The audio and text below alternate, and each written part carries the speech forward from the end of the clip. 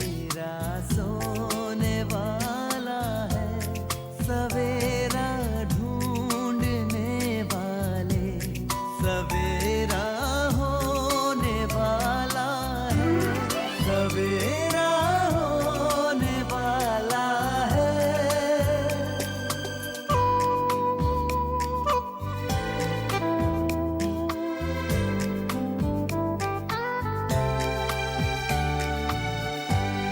खुशी छलकाएंगी किरणें, खुशी बरसाएंगी किरणें, तेरे गम की सियाही को उजाला धोने वाला है, सवेरा होने वाला है, सवेरा।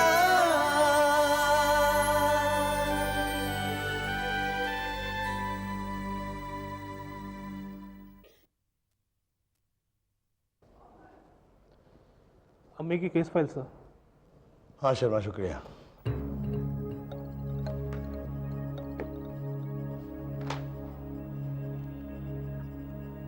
सर एक बात पूछूं? हाँ शर्मा, पूछो। सर ये अम्मी केस की फाइल की आपको अचानक जरूरत क्यों पड़ गई? शर्मा जी, एक ऐसा केस मेरे सामने आया जिसकी कड़ी अम्मी की मौत से जुड़ती नजर आ रही है। अम्मी के कातिल का कोई सुराग मिल गया? नहीं शर्मा जी, कातिल का सुराग तो अब तक नहीं मिला। फिरोज नाम का एक नौजवान टैक्सी ड्राइवर है, उसी इलाके में रहता है जहां अम्मी की लाश मिली थी। और इत्तेफाक की बात यह है कि जिस रोज अम्मी की मौत हुई है, मतलब 16 फरवरी, उसी रोज फिरोज की अम्मी भी गायब हो गई, लापता हो गई अचानक। उन दिनों फिरोज शहर में नहीं था। ये फिरोज की अम्मी की तस्वीर। ये औरत अभी तक गायब है? हाँ शर्मा जी, और आज तक इसकी कोई खबर नहीं मिली। पुलिस भी अब तक कुछ नहीं पता लगा सकी है। ना तो इसका जिंदा होने का कोई सबूत मिला है, ना ही मरने का। एक दिन जब अचानक मेरी फिरोज से मुलाकात हुई और उसने तफसील से अपनी अम्मी के गायब होने का वाकया मुझे बताया, तो मुझे हैरानी हुई। अचानक मुझे अम्मी की मौत का ख्याल आया। 16 फरवरी। अगर ये महज इत्तेफाक है तो वाकई बहुत अजीब इत्तेफाक है सर। सही कह रहे हैं आप शर्मा जी। अब मैं ये कंफर्म करने की कोशिश कर रहा हूं कि अम्मी की मौत और फिरोज की अम्मी के गायब होने का आपस में कोई ताल्लुक तो नहीं है।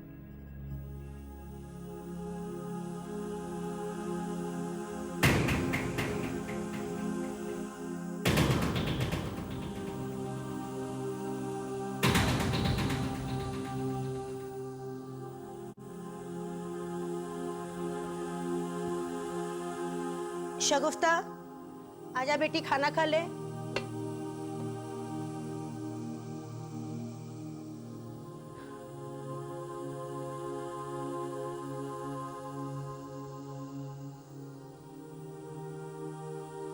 शगुफ्ता, चल बेटी, खाना खा ले। नहीं अम्मी, आप खा लीजिए, मेरा मन नहीं। क्या हो गया?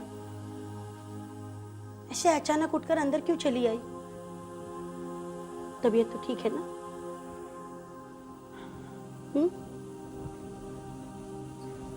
अम्मी, तबीयत को कुछ नहीं हुआ, बस मेरा मन ठीक नहीं है। क्यों ऐसी बातें कर रहे हो? क्या हुआ? आप ही बताइए अम्मी, कोई सुकून है हमारी जिंदगी में? जिस अजीब ढंग से हम जी रहे हैं, क्या इस तरह कोई जीता है? आप एक गुमनाम जिंदगी जीने पर मजबूर हो गई और मुझे ना हाल की खबर है ना मुस्तकबिल की। ऐसा लगता है जैसे जिंदगी झूठ और फरेब की बुनियाद पर कायम होकर रह गई। मैं ऐसे नहीं जीना चाहती अम्मी। हर छोटी सी आवाज पर दहशत हो जाती है। मैं खुलकर जीना चाहती हूँ, बेखौफ होकर जीना चाहती हूँ अम्मी। बेटी, ये सब कुछ हमेशा ऐसे ही नहीं रहने वाला है। ये सब वक्ती परेशानियां हैं। एक दिन सब कुछ ठीक हो जाएगा, फिर हम ये सारी बातें भूल जाएंगे। तू परेशान मत हो, जिंदगी का एक हिस्सा है ये। और फिर इंसान को अपनी वजूद की लड़ाई अपने ढंग से लड़नी होती है। अम्मी, जिस वजह से, जिस ख्वाहिश को लेकर मैं लखनऊ से यहाँ आई थी, वो तो जैसे खत्म हो गई हो। अदाकारा बनने का मेरा वो ख्वाब जैसे कहीं गुम हो गया है। मगर मगर अपने मकसद को मैं भूली नहीं हूँ अम्मी, बल्कि उसे पूरा करने के लिए अंदर ही अंदर कितना तड़पती हूँ, ये सिर्फ मैं ही जानती हूँ। सब्र रख बेटी, इंशाअल्लाह वक्त के साथ तेरी ख्वाहिशें, तेरे ख्वाब, तेरा मकसद सब मुकम्मल होंगे। पता नहीं अम्मी, वो वक्त कब आएगा। जिंदगी की दूसरी उलझनों में करियर तो एकदम दरकिनार हो गया है। पता नहीं अम्मी, अल्लाह ताला ने मेरी तकदीर में आखिर लिखा क्या है। मायूस मत हो बेटी, करियर में कामयाबी और शोहरत हासिल करने के लिए इंसान की ज़ाती जिंदगी में सुकून होना बहुत जरूरी है। करियर में उतार चढ़ाव तो आते रहते हैं। अगर ज़ाती जिंदगी मजबूत हो तो इंसान हर तरह की मुसीबतें झेल लेता है, वरना एक के बाद एक समझौते करते रहने पड़ते हैं। फिर इंसान कहीं का नहीं रहता है। मेरी तरह ना मेरा करियर किसी मुकाम तक पहुंच पाया और ना ही मेरी ज़ाती जिंदगी।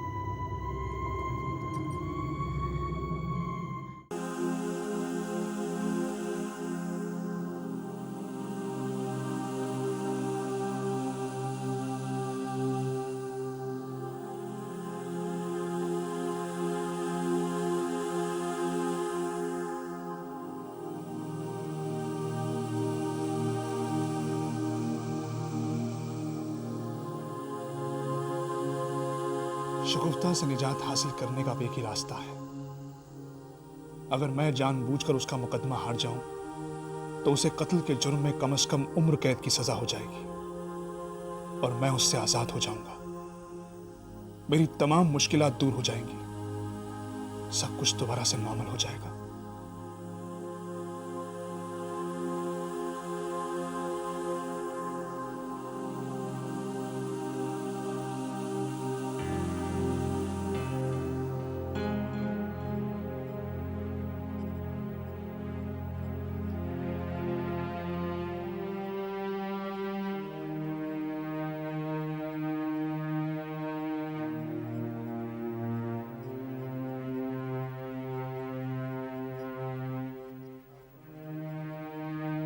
नहीं हामिद, खुदा तुम्हें कभी माफ नहीं करेगा।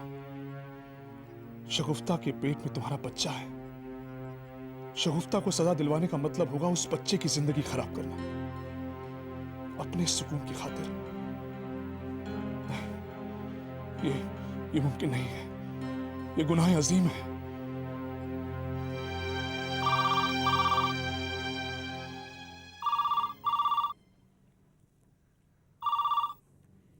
हेलो शाहीन से बात कर सकता हूँ? जी, बोल रही हूँ। आप कौन? शाहीन, मैं असद बोल रहा हूँ। कौन? आप बोलिए। तुम्हारे अब्बू की तबीयत अब कैसी है? जी बेहतर है, पहले से काफ़ी बेहतर है। पर आपने फ़ोन करने की जहमत कैसे की? नहीं, मैं जानना चाह रहा हूँ कि कल तुम ऑफिस आ रही हो या नहीं? जी जी जी जी सर, कल मैं दफ्तर आ जाऊंगी। वैसे भी अब अब्बू की तबीयत ठीक हो गई है। कोई खास बात? नहीं, बस तुम्हारे अब्बू के बारे में ही जानना चाहता था। ओके, शबा खैर।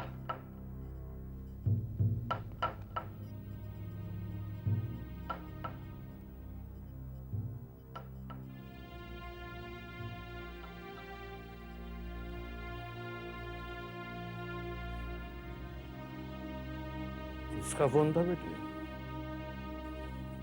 आज करिश्मा हो गया अब्बू। क्या हुआ? मेरे बॉस ने आपकी तबीयत पूछने के लिए फोन किया था। मुझे तो अभी भी यकीन नहीं हो रहा। अरे इंसानियत के नाते फोन कर लिया होगा, इसमें हैरानी की क्या बात है? हैरानी की ही बात है अब्बू। मैं तो ख्वाब में भी उनसे ये उम्मीद नहीं रख सकती। वो और अल्लाह ही उन्हें समझ सकता है। बड़े पेचीदा इंसान है। मेरा तजुर्बा ये कहता है बेटे कि किसी भी इंसान को ऊपरी तौर से देखकर उसके बारे में राय नहीं कायम करनी चाहिए। बहुत लोग ऐसे होते हैं जो ऊपर से बहुत पेचीदा नजर आते हैं, लेकिन अंदर से बहुत सुलझे और साफ होते हैं। और बहुत ऐसे होते हैं जो ऊपर से साफ और सुलझे हुए नजर आते हैं, लेकिन अंदर से बहुत पेचीदा होते हैं, जैसे हमारे हामिद मियां। जब उनसे पहली बार मुलाकात हुई तभी उनके बारे में एक राय कायम कर ली। कितनी बड़ी गलती हुई थी मुझसे। उसी गलती का खमियाजा आज भी भुगत रहा हूं।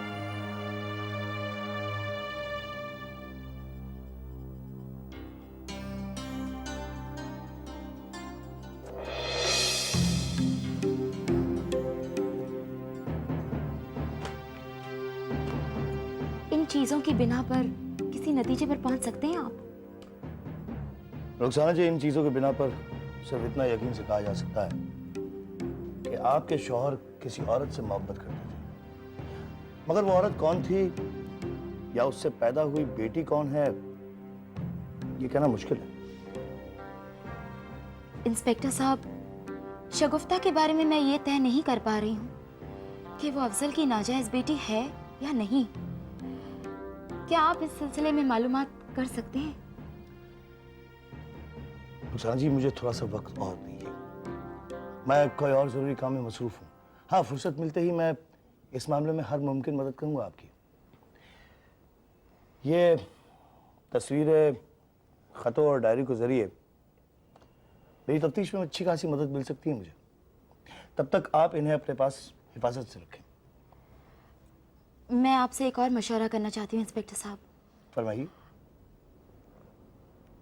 आफ्ताब खान के नाम से वाकिफ हैं आप? बड़े मकबूल बिजनेसमैन हैं। वाकिफ हूँ, जानता हूँ। क्यों? अफजल के बहुत पुराने दोस्तों में से हैं। ऐसी? जवानी में काफी वक्त एक साथ गुजारा है इन लोगों ने। मैं चाह रही थी इस सिलसिले में उनसे कुछ बात करूं, शायद कोई जानकारी हासिल हो। आपकी क्या राय है इस बारे में? इसमें कोई हर्ज नहीं है रुखसाना जी। करीबी और पुराने दोस्त हैं, राजदार भी होंगे। बात करके देखिए, मुमकिन हो आपको कुछ मालूम हो जाए। कहाँ थे आप? पहले अम्मी को बुलाओ, फिर बताऊंगा। क्या बात है, बहुत खुश नजर आ रहे हैं। हाँ, जरा खुश तो हूँ। मेरे सीने से एक बहुत बड़ा बोझ उतर गया है। अरे अम्मी कहाँ है भाई? अम्मी को बुलाओ, अम्मी को बुलाओ। बुलाती हूँ। अम्मी, अम्मी, अम्मी। क्या बात है बेटा? अम्मी, अभी ये लीजिए आपकी अमानत, आपके गिरवी जेवर छुड़ा के लाया हूं अम्मी। देखिए।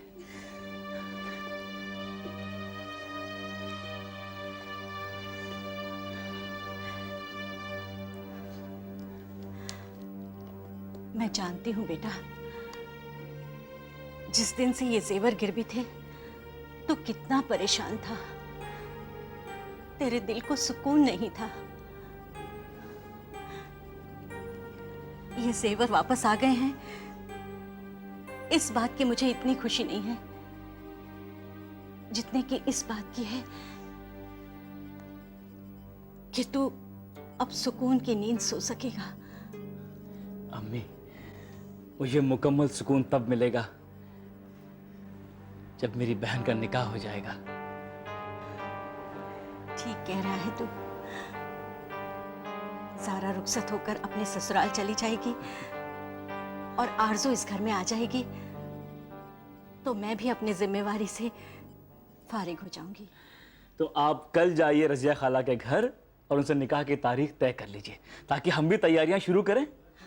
हाँ? ठीक है बेटे, मैं कल ही जाकर बात करूंगी रजिया से।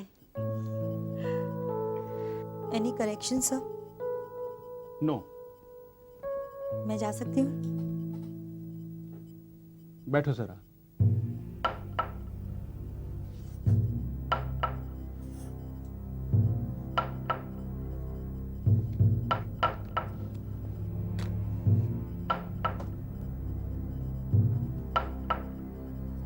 David, coffee, 2 coffee.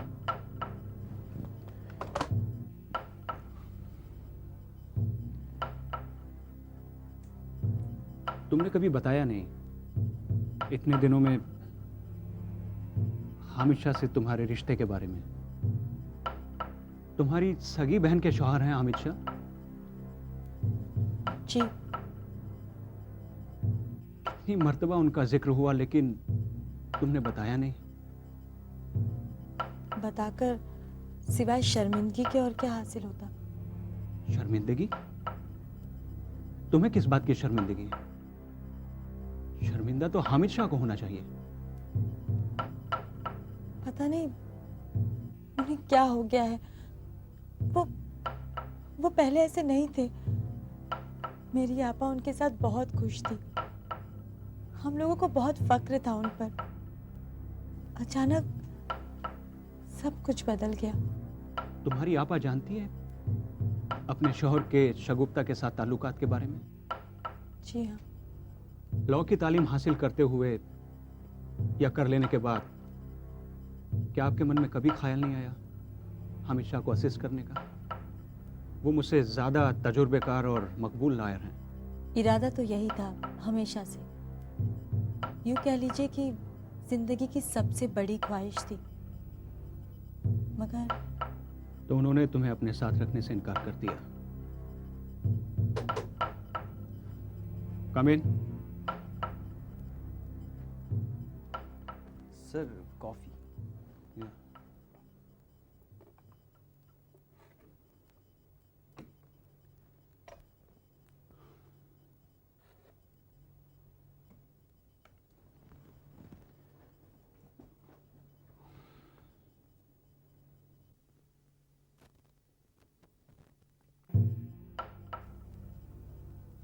Shaheen, coffee पियो, ठंडी हो जाएगी।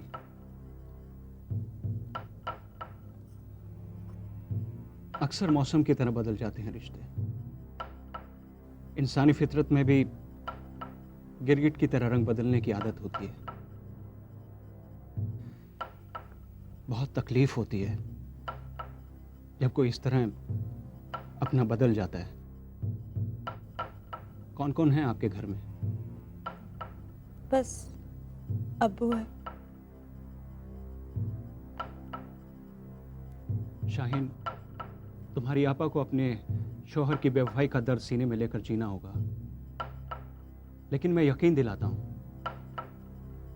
कि शगुफ्ता कभी उनसे हामिद शाह को छीन नहीं पाएगी, क्योंकि मैं उसे सोहेल सिद्दीकी के कत्ल के इल्जाम में सजा दिलवा कर रहूंगा।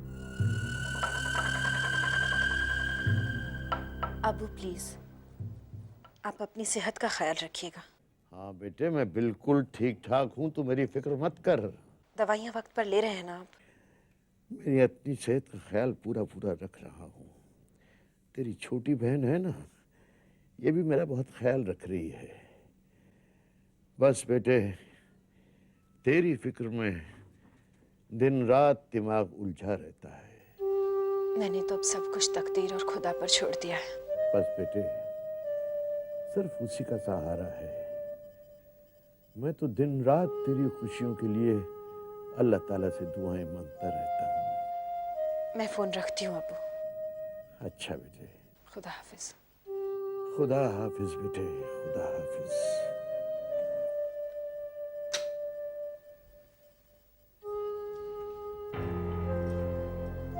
कैसी तबीयत है अब तुम्हारे अब्बू की? आपको मेरे अब्बू की तबीयत से क्या लेना देना? मैं जानती हूँ, अब उनकी तबीयत एकदम दुरुस्त होगी। कहना क्या चाहती हैं आप? सारा का सारा खानदान ड्रामेबाज है तुम्हारा, ये कहना चाहती हूँ, समझी? कोई तबीयत वबीयत खराब नहीं हुई थी उनकी, ये सब टोटके हैं उनके, मेरे सीधे साधे बेटे को जज्बाती करके अपने हक में करने के। हामिद के दूसरे निकाह की बात सुनते ही यह तमाशा खड़ा किया उन्होंने। जानबूझकर आधी रात तक बगैर किसी को खबर किए घर नहीं लौटे। मैं बेवकूफ नहीं हूं, सब समझती हूं। हामिद उनके झांसे में आ सकता है, मैं नहीं। तुम्हारे अब्बू हामिद को जज्बाती तौर पर ब्लैकमेल करने की कोशिश कर रहे हैं, समझी? मेरे बारे में हमेशा अनाप शनाप बकती रहती हैं आप। कम से कम मेरे अब्बू को तो बख्श दीजिए।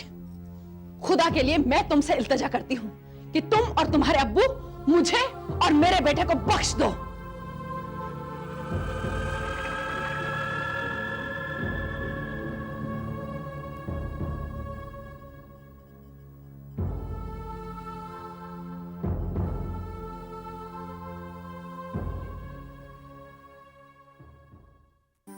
समय